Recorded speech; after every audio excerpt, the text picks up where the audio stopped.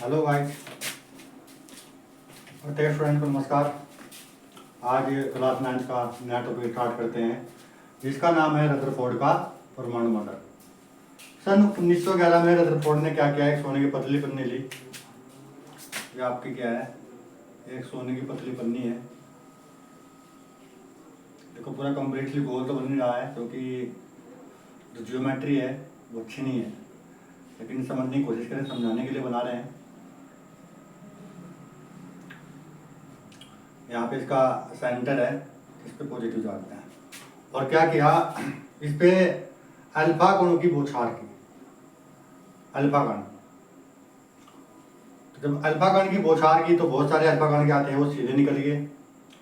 कुछ अल्फा कण क्या हुआ, डिफरेंट डिफरेंट एंगल पे विक्षेपित हो गए, जैसे आपका ये है। लेकिन बहुत कम अल्फा कण ऐसे थे जो जिस मार्ग से गए उसी से वापस लौट आए। ठीक है, ये आपका ऐसे, ये जो एरो होता है आपका इस टाइप का, ये आपका क्या करता है कि आगे शो कर रहा है। लेकिन इसमें हमने दो एरो लगाए, ये क्या कर रहा है कि इधर से अल्फा कण गए और इसी मार्ग से वापस लौट आए। तो उसमें तीन निष्कर्ष निकाले थे। क्या था, रदरफोर्ड ने क्या लिया, सन 1911 में एक सोने की पतली पन्नी ली। सोने की पतली पन्नी, सोने की पतली पन्नी ली और इस पर अल्फा कणों की बौछार की। अल्फा कण क्या होते हैं, यहाँ पे कल भी बताया था आपको। अल्फा कण क्या होता है आपका 2He4, ये क्या आपका अल्फा कण है। तो जब अल्फा कण, सोने की पतली पन्नी ली और उस पर अल्फा कण की बौछार की, तो देखा कि जो कुछ अल्फा कण तो उसको, सोने की जो पतली पन्नी थी उसको भेद के पार निकल गए, जिससे निष्कर्ष निकला कि जो नाभिक है उसका अधिकांश भाग क्या है, खोखला है, खाली है, उसमें कुछ नहीं है। कुछ अल्फा कण क्या हुआ, डिफरेंट एंगल पे विक्षेपित हो गए। क्या हो गए, डिफरेंट एंगल पे विक्षेपित हो गए, जिससे पता लगा कि जो नाभिक है उसके चारों ओर क्या है, कोई धनावेशित भाग है। क्या है, धनावेशित भाग है। लेकिन कुछ अल्फा कण ऐसे थे जो जिस मार्ग से गए और उसी मार्ग से वापस लौट आए। तो इससे निष्कर्ष निकला कि जो नाभिक है उस पर पॉजिटिव चार्ज है और उसको भेद के पार निकलना क्या है, इम्पॉसिबल है। बस यही क्या था, रदरफोर्ड का परमाणु मॉडल था। तो इसको बस यही हमें थ्योरी लिखनी है। समझा तो दिया आपको, समझ में आ गया होगा कि कुछ अल्फा कण सीधे निकल गए, जिससे पता लगा कि क्या अधिकांश भाग खोखला है। कुछ अल्फा कण डिफरेंट भिन्न भिन्न एंगल्स पे, कोण पे क्या हो गए, विक्षेपित हो गए, जिससे पता लगा कि जो नाभिक है वो क्या है आपका धनावेशित भाग से बना हुआ है। और कुछ अल्फा कण जिस मार्ग से गए थे उसी से वापस लौट आए, तो उससे पता लगा कि जो नाभिक है ना उस पर पॉजिटिव चार्ज है और उसको भेद के पार करना इम्पॉसिबल है। उसको भेद के, यानी कि वो इतना सघन है, कठोर है, दृढ़ है कि उसको भेद के पार करना इम्पॉसिबल है। बस यही था, यही आपको लिखना है। तो इसको रब कर रहे हैं। अगर आपको इसका नोट करना है, स्क्रीनशॉट लेना है, तो आप इसका स्क्रीनशॉट ले लीजिए। चलिए,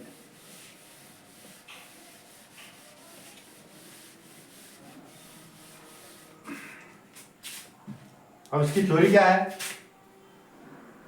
रदरफोर्ड ने सन 1911 ईस्वी में सोने की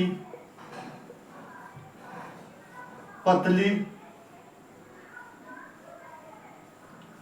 पन्नी पर अल्फा कणों की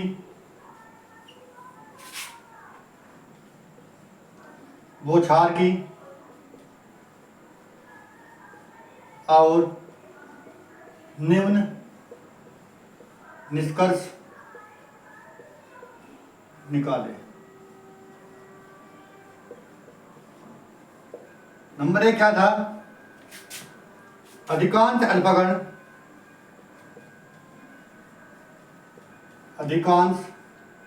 कण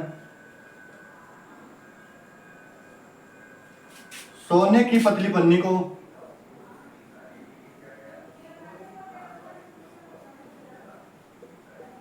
सोने की पतली पन्नी को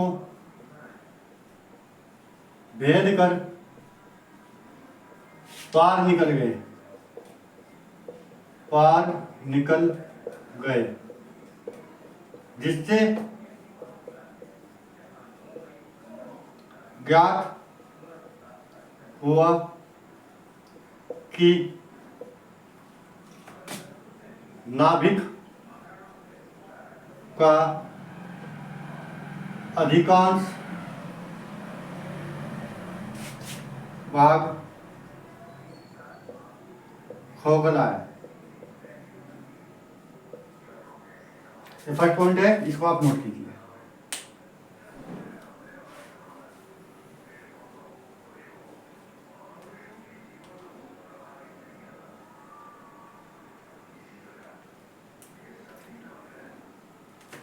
इसको आपने नोट कर लिया होगा, इसको रफ कर रहे हैं। सेकंड पॉइंट क्या था?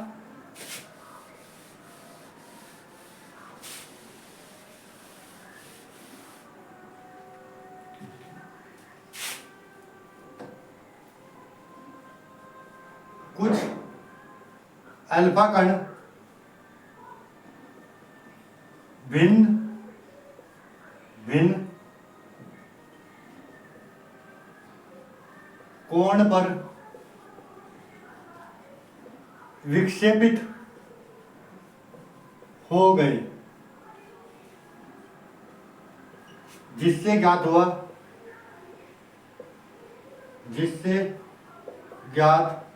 हुआ कि नाभिक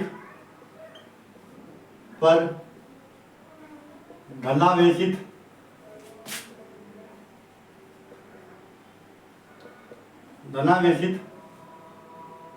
आवेश है।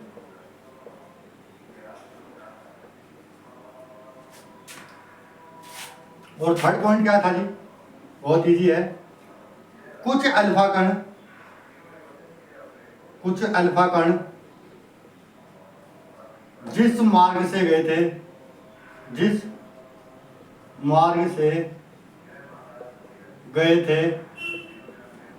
उसी मार्ग से वापस लौट आए,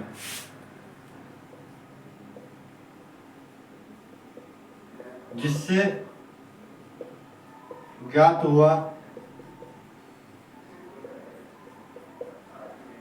कि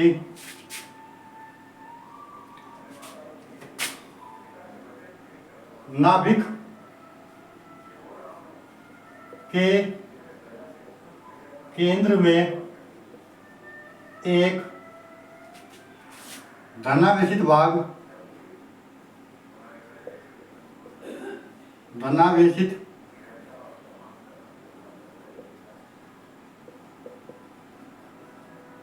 भाग है, जो कि बहुत ज्यादा सघन, कठोर और दृढ़ है,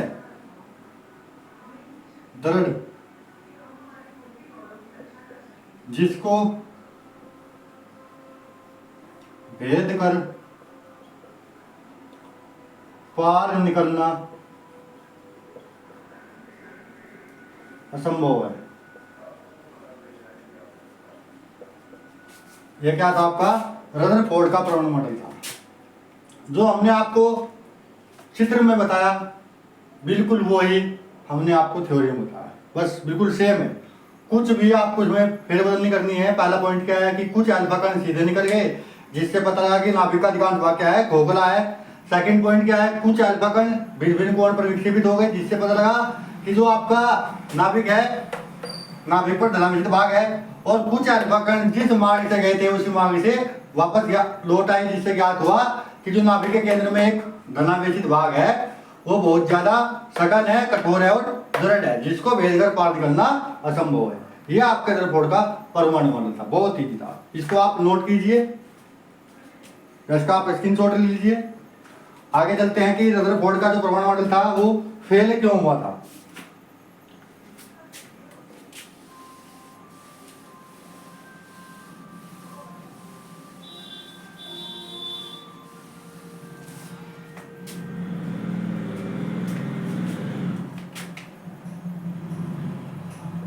रदरफोर्ड का परमाणु मॉडल, रदरफोर्ड के परमाणु मॉडल के दोष, क्या दोष थे, क्यों फेल हुआ था? अब आप समझने की कोशिश करें। देखिए ये क्या आपका नाभिक है यहाँ पे। अब नाभिक के बाद क्या है, कक्षाएं हैं इस टाइप के।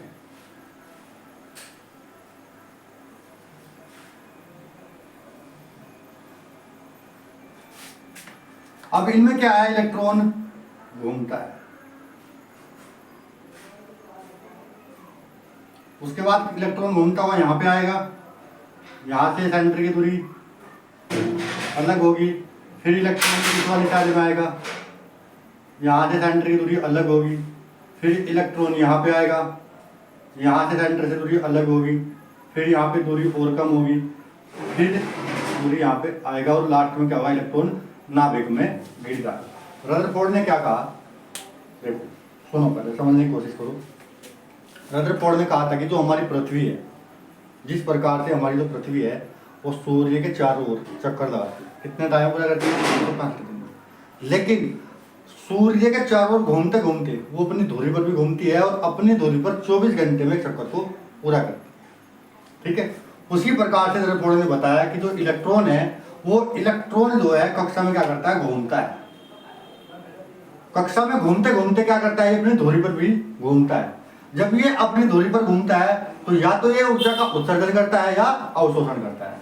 ठीक है जी। अब घूमते घूमते पहले क्या होगा, इस यहाँ से यहाँ पे आएगा, फिर घूमते घूमते यहाँ पे आएगा, फिर घूमते घूमते यहाँ पे आएगा। जब ये यहाँ से यहाँ पे आएगा तो क्या होगा, इसकी एनर्जी क्या होगी, यहाँ से जो इसकी डिस्टेंस होगी, त्रिज्या क्या होगी, ये कम हो जाएगी। फिर घूमते घूमते क्या होगा, यहाँ पे आएगा, उसके बाद घूमते घूमते यहाँ पे आएगा और फिर इलेक्ट्रॉन यहाँ पे आएगा। तो ऐसे ऐसे 1 बाय 1 ये क्या होगा, सेल कम होती जाएंगे, कक्षा कम होती जाएगी। जब ये घूमते घूमते यहाँ पे आएगा और एक टाइम यहाँ पे आएगा, इस वाली सेल बिल्कुल नाभिक के निकट, और लास्ट में क्या होगा, रदरफोर्ड ने कहा था कि लास्ट में जो इलेक्ट्रॉन होगा घूमते घूमते कहाँ गिर जाएगा, नाभिक के अंदर गिर जाएगा। अब देखो नाभिक पे हमने क्या बताया आपको भी कि पॉजिटिव चार्ज होता है और इलेक्ट्रॉन पे क्या होता है आपका, निगेटिव चार्ज होता है। जब पॉजिटिव और निगेटिव क्या होंगे, आपस में मिलेंगे तो क्या होगा, सीधी सी बात है, ब्लास्ट होगा। तो यहाँ पे क्या हो जाएगा, परमाणु का जो आपका परमाणु एटम है उसका अस्तित्व क्या हो जाएगा, खत्म हो जाएगा।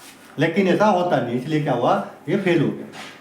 फिर दोबारा समझा रहे हैं कि जो आपकी पृथ्वी है, जिस प्रकार से पृथ्वी सूर्य के चारों ओर घूमती है और 365 दिन में एक चक्कर पूरा करती है, और उसी के साथ साथ अपनी धुरी पर भी घूमती है। अपनी धुरी पर जब घूमती है तो 24 घंटे में एक चक्कर पूरा करती है।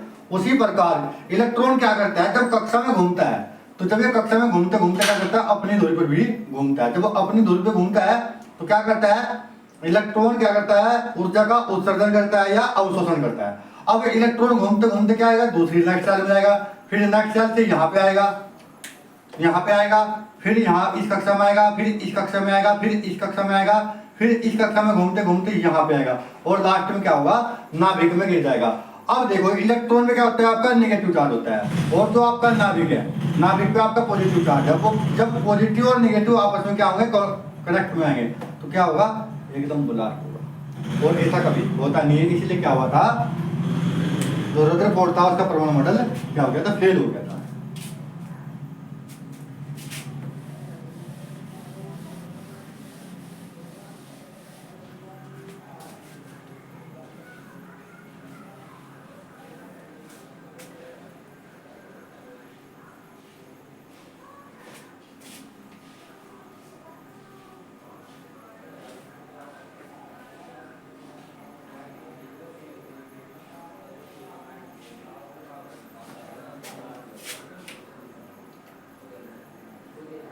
रदरफोर्ड ने बताया कि इलेक्ट्रॉन कक्षा में घूमते समय अपने अक्ष पर भी घूमता है और अपने अक्ष पर घूमते समय ऊर्जा का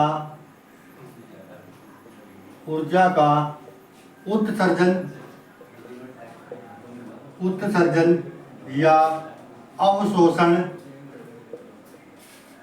करता है।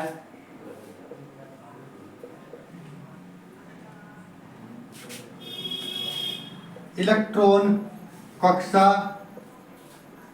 में घूमते घूमते नाभिक के समीप पहुंचता है और अंत में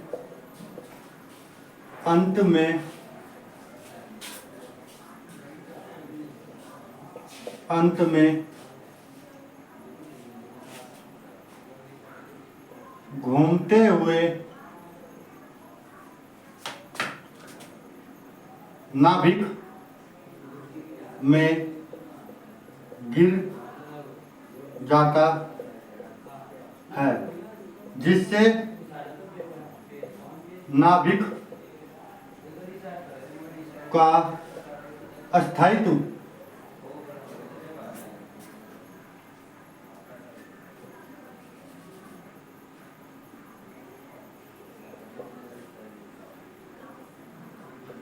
समाप्त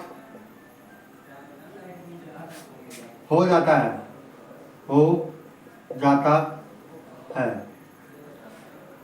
जो कि असंभव है।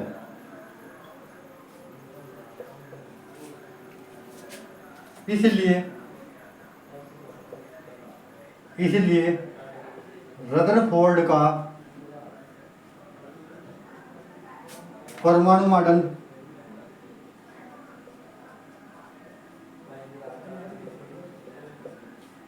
फेल हुआ था। बात समझ में आई? देखो, रदरफोर्ड ने बताया कि इलेक्ट्रॉन कक्षा में घूमते समय अपने अक्ष पर भी घूमता है और अपने अक्ष पर घूमते समय ऊर्जा का उत्सर्जन या अवशोषण करता है। इलेक्ट्रॉन कक्षा में घूमते घूमते नाभिक के समीप